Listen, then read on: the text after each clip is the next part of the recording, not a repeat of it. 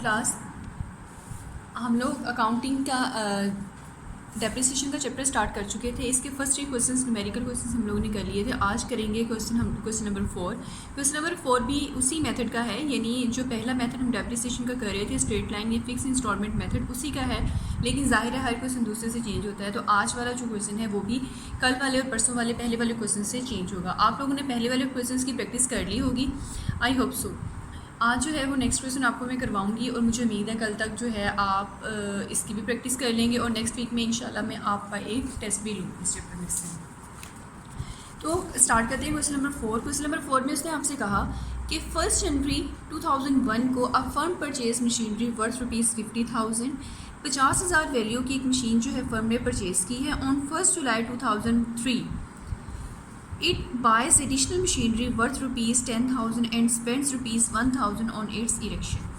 1 जुलाई को यानी तकरीबन जो है दूसरे साल में जाके मिड में जाके 1 जुलाई को जो है एक अनदर मशीनरी जो है वो परचेज़ की जा रही है, जिसकी मालकी जो है वो 10,000 है और इसकी इरेक्शन पे यानी उस मशीन को ख़रीद के जहाँ पे इस्तेमाल करने वहाँ तक उसको इंस्टॉल करने का या वहाँ पे उसकी वैल्यू जो आ रही है वो है 1,000। और हमें मालूम है टोटल कॉस्ट में इंस्टॉलेशन प्लस इरेक्शन प्लस जो टोटल कॉस्ट वगैरह होती है वो शामिल होती है। तो अब टोटल कीमत इसकी वैल्यू मशीनरी की कितनी हो जाएगी?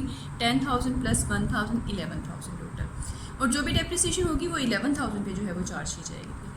The accounts are close each year on 31 December. 31 दिसंबर को हर साल जो है वो अकाउंट्स क्लोज किए जाते हैं। नॉर्मल डेप्रिसिएशन रेट है 10% पर एनम। मशीन अकाउंट बनाना है for 4 years under fixed installment method. आपने फिक्स इंस्टॉलमेंट मेथड के तहत 10% डेप्रिसिएशन डेप्रिसिएशन पे चार्ज करते हुए आपने मशीन अकाउंट बनाना है। तो हम स्टार्ट करते हैं क्वेश्चन को। फॉर्मेट मैंने बना लिए, आपको मालूम है आपने जो है इसका लेजर बनाना है। डेबिट और क्रेडिट साइड मशीन अकाउंट पर लिख लिया है date reference rupees, then credit side में भी डेट रेफरेंस एंड रुपीज़ का कॉलम आप बना लेंगे। सबसे पहले आपकी हमारी जो रिक्वायरमेंट है, हमारी ट्रांजैक्शन हो रही है 1 जनवरी 2001 को फर्म ने मशीन परचेज़ की है। हमें मालूम है जब फर्म जो है वो मशीन परचेज़ करती है तो एंट्री क्या होती है? Machine account debit to bank account credit. किस वैल्यू से? 50,000 से।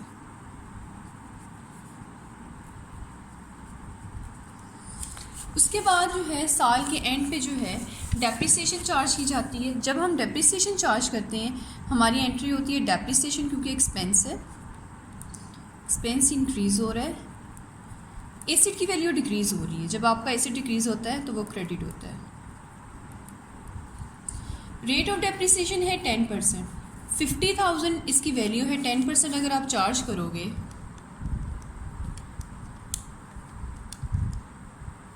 आपकी वैल्यू आएगी 5,000। 5,000 से ये ट्रांजैक्शन आपकी हो जाएगी। तो हम इसको ज़रा पुट कर देते हैं फिर वैल्यूज़ को लेजर अकाउंट में। मशीन अकाउंट, क्योंकि मशीनरी का अकाउंट बना रहे हैं, डेबिट साइड पे आएगा बैंक अकाउंट 50,000। क्रेडिट साइड पे आपकी मशीन क्योंकि क्रेडिट हो रही है डेप्रिसिएशन के अगेंस्ट साल के एंड पे, साल ख़त्म हो रहा है 31 दिसंबर 2001। तो मशीन अकाउंट क्योंकि क्रेडिट हो रहा है डेप्रिसिएशन के अगेंस्ट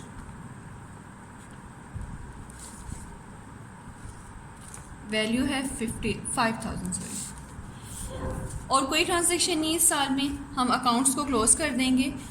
जब आप अकाउंट्स को क्लोज़ करोगे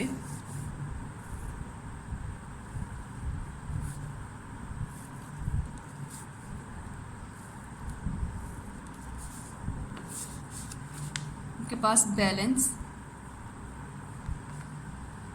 कैरी डाउन आएगा।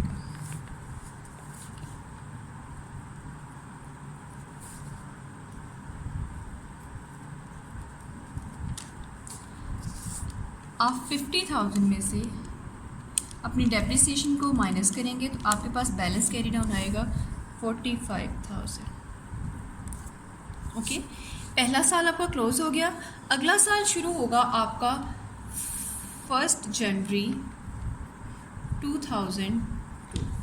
बैलेंस कैरी डाउन आपका इस साल नेक्स्ट ईयर के लिए बैलेंस ब्रोड डाउन होगा 45,000 से। इस साल भी और कोई ट्रांजैक्शन नहीं हुई, सिर्फ आपने डेप्रिसिएशन चार्ज करनी है 31 दिसंबर 2002 को। डेप्रिसिएशन आपकी सेम रेट होगा और सेम ही वैल्यू होगी 5,000, क्योंकि स्ट्रेट लाइन मेथड है। रेट तो सेम ही था, वैल्यू भी आपकी हर साल सेम रहेगी। उसके बाद और कोई ट्रांजैक्शन नहीं है तो हम बुक्स ऑफ अकाउंट्स को क्लोज़ कर देंगे। इस साल के एंड पे हमने अपने बुक्स ऑफ अकाउंट्स को क्लोज जब किया तो हमारे पास वैल्यू आएगी 45,000 से। और हम ये देखेंगे कि इस साल हमारे पास बैलेंस कैरी डाउन कितना है इस अकाउंट में। आप 45,000 में से 5,000 को माइनस कर दोगे तो आपके पास वैल्यू आएगी 40,000। ओके, ये तो था हमारा 2002 तक। 2003 नेक्स्ट ईयर है हमारा, क्योंकि हमने 4 सालों का अकाउंट बनाना है। अभी तो हमारे 2 साल मुकम्मल हुए हैं। तीसरा साल है हमारा 1 जनवरी 2003।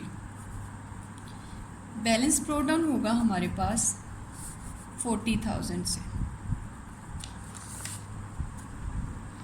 ओके, इस साल के एंड पे अब हम क्वेश्चन को फिर से देखते हैं।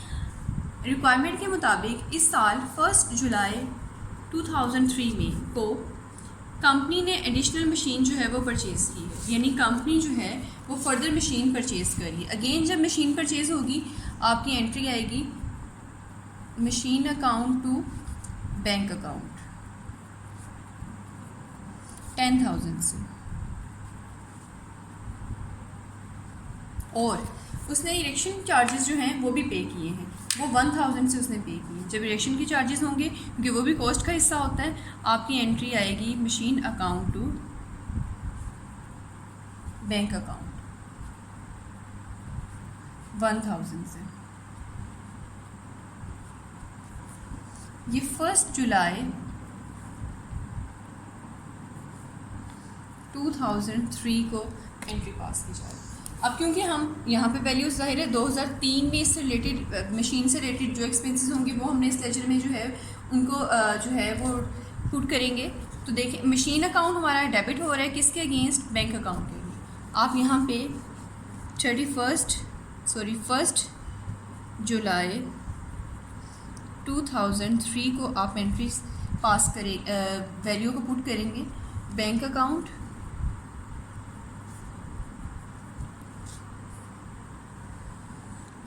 which is amount 10,000, और इलेक्शन चार्जेस हैं आपके पास बैंक अकाउंट वो भी 1,000, और साल के एंड पे इसमें डेप्रिसिएशन ज़ाहिर चार्ज करनी है आपने। अब यहाँ पे आपके पास 2 तरह की डेप्रिसिएशन आएंगी, यानी इस साल के एंड पे आपके पास 2 मशीनरी है ना, एक 40,000 की वैल्यू वाली और एक 11,000 वैल्यू की। दोनों पे हमने अलग-अलग चार्ज करनी है। रेट हमारे पास गिवन है विच इज़ 10%। तो जो पहली मशीनरी है उसकी वैल्यू आएगी 40,000 पे। जब आप इस पे चार्ज करेंगे, हम 40,000 पे चार्ज नहीं करेंगे बल्कि हमने इस पे 50,000 पे ही चार्ज करनी है, क्योंकि स्ट्रेट लाइन मेथड है। वो तो आ जाएगा हमारे पास 5,000। अगली वैल्यू जो है वो हम 11,000 पे चार्ज करेंगे। रेट हमारा सेम रहेगा 10%,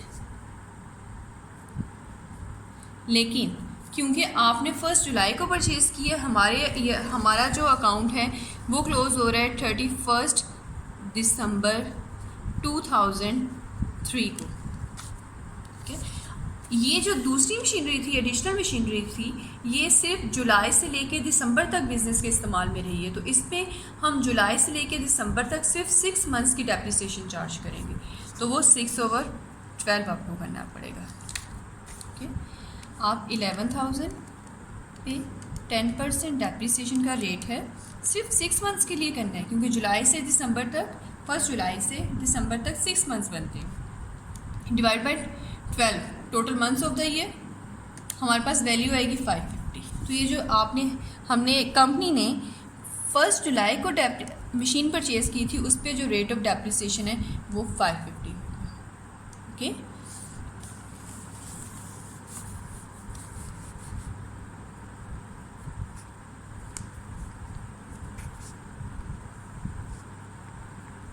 डेप्रिसिएशन अकाउंट, इसमें आप ब्रैकेट में नीचे लिख लेंगे 5000 plus 550 plus 5000, that will be 5550। Okay, ये आपने डिफरेंस याद रखना है। जो मशीनरी जितने अरसे के लिए बिज़नेस के इस्तेमाल में रहेगी उस पर उतना ही डेप्रिसिएशन। पहली मशीनरी पूरे साल के लिए 1 जनवरी 2003 से लेके 31 दिसंबर 3 तक जो है वो इस्तेमाल में रहेगी। लेकिन जो एडिशनल मशीनरी थी वो जिस डेट पे आपने परचेज़ की, ज़ाहिर है तब से ही आपने उसको इस्तेमाल में करना शुरू किया, तो तब से लेके साल के एंड तक उसकी वैल्यू में इस्तेमाल की वजह से जितना डिक्रीज़ आएगा वो हम देख लेंगे, which is 550। Okay,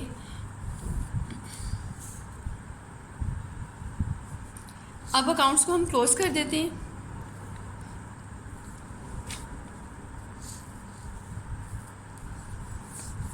accounts close होंगे तो हमारे पास वैल्यू अब कितनी आएगी, 40,000 plus 10,000 plus 1,000, that will be 51,000।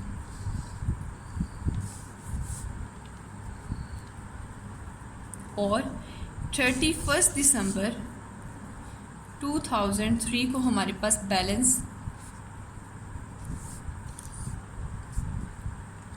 आप 51,000 में से माइनस कर देंगे 5,550 को, तो आपके पास बैलेंस आएगा 45,450।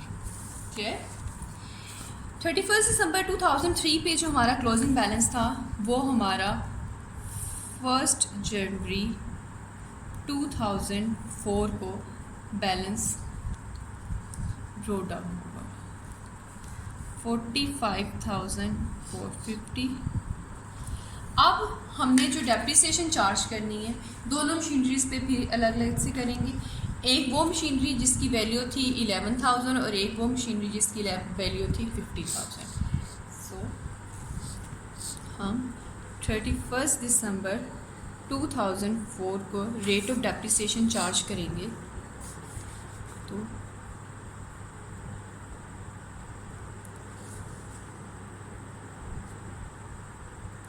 डेप्रिसिएशन अकाउंट, एक की वैल्यू 50,000 पे थी 5,000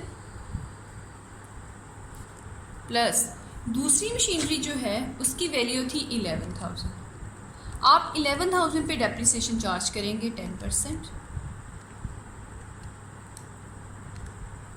अब हम इसको किसी भी मंथ से डिवाइड नहीं करेंगे, क्यों? क्योंकि अब ये जो वैल्यू, ये जो मशीन है ये पूरे साल के लिए बिजनेस के इस्तेमाल में थी, तो पूरे साल में इसका जो डिक्रीज़ इन वैल्यू है इन मॉनेटरी टर्म वो 1100।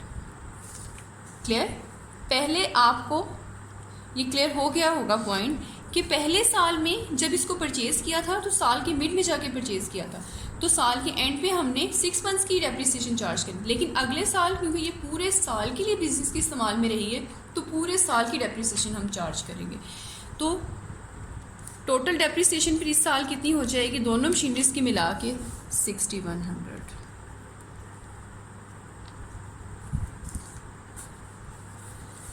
इस साल के एंड पे 31 दिसंबर 2004 के एंड पे हमारे पास जो बैलेंस होगा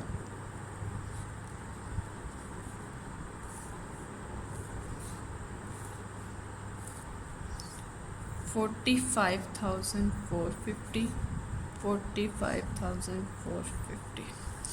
आप 45,450 में से डेप्रिसिएशन को माइनस करेंगे तो आपके पास आएगा balance which is 39,350। Okay,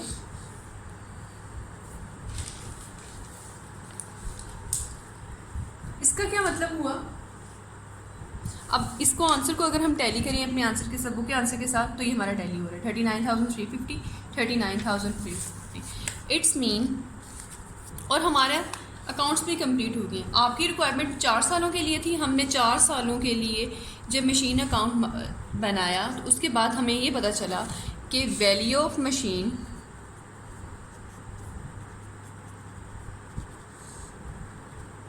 eight 31 December 2004 is ₹39,350। It's mean कि आपने 4 सालों का अकाउंट जब बनाया उसमें हमने 2 मशीन्स को इस्तेमाल किया। एक वो मशीन थी जो हमने 1 जनवरी कंपनी ने 1 जनवरी 2001 को परचेज़ की थी, उसको 2 सालों के लिए, उसको 4 सालों के लिए इस्तेमाल में रखा। तीसरे साल के मिड में जाके 1 जुलाई 2003 को कंपनी ने एडिशनल मशीन परचेज़ कर ली। यानी 2003 में कंपनी के पास 2 मशीन थी। एक वो मशीन जो कंपनी ने पूरा साल इस्तेमाल की और एक वो मशीन जो कंपनी ने सिर्फ 6 माह के लिए इस्तेमाल में बिज़नेस में रखी थी। दोनों की डेप्रिसिएशन जो है वो हमने कैलकुलेट कर ली। उसके बाद हमारे पास वैल्यू ऑफ डेप्रिसिएशन आ जाएगी चौथे साल के एंड पे। क्योंकि दोनों मशीन्स कंपनी में पूरे साल के लिए ज़ेर इस्तेमाल थी, तो हमने ये देखना था कि दोनों मशीन्स की जो मॉनेटरी टर्म्स में जो डिक्रीज़ हुआ है उसकी वैल्यू में वो वैल्यू कितनी थी। वो 6100 से डेप्रिसिएशन चार्ज हुई। जब हमने 6100 डेप्रिसिएशन को चार्ज किया, इसको वैल्यू में से बैलेंस में से माइनस किया, तो हमें ये पता चला कि चौथे साल के एंड पे जाके कंपनी के पास दोनों मशीन्स की वैल्यू जो है वो 39,350 थी। साल के एंड पे दोनों मशीन्स जो हैं वो डेप्रिसिएशन चार्ज करने के बाद वैल्यू उनकी रिड्यूस हो रही है। वो अब 39,350 वैल्यू की 2 मशीन्स कंपनी के पास मौजूद है। आज का क्वेश्चन आपका ये था। पहले वाले क्वेश्चन से जाहिर है, मैंने आपको कल ही कहा था, वैसे भी आपको मालूम है अकाउंट्स के आप स्टूडेंट हैं, हर क्वेश्चन दूसरे से चेंज होगा। आपका कॉन्सेप्ट डे बाय डे जो है वो चेंज होगा और आपका जो है वो कॉन्सेप्ट जो है वो पहले से बेहतर भी होगा। तो ये क्वेश्चन था वो जिसमें कि हमने फिक्स इंस्टॉलमेंट मेथड पे 10% चार्ज करते हुए कंपनी की 4 सालों में 2 मुख्तलिफ मशीन्स को इस्तेमाल करते हुए जितना वैल्यू डिक्रीज़ हुआ है वो हमने कैलकुलेट कर लिया। आज का क्वेश्चन आपका कंप्लीट हो गया। आपने इसको अच्छे से प्रैक्टिस करनी है। कल हम नया मेथड शुरू करेंगे इंशाल्लाह। तो कल तक के लिए अल्लाह हाफ़िज़।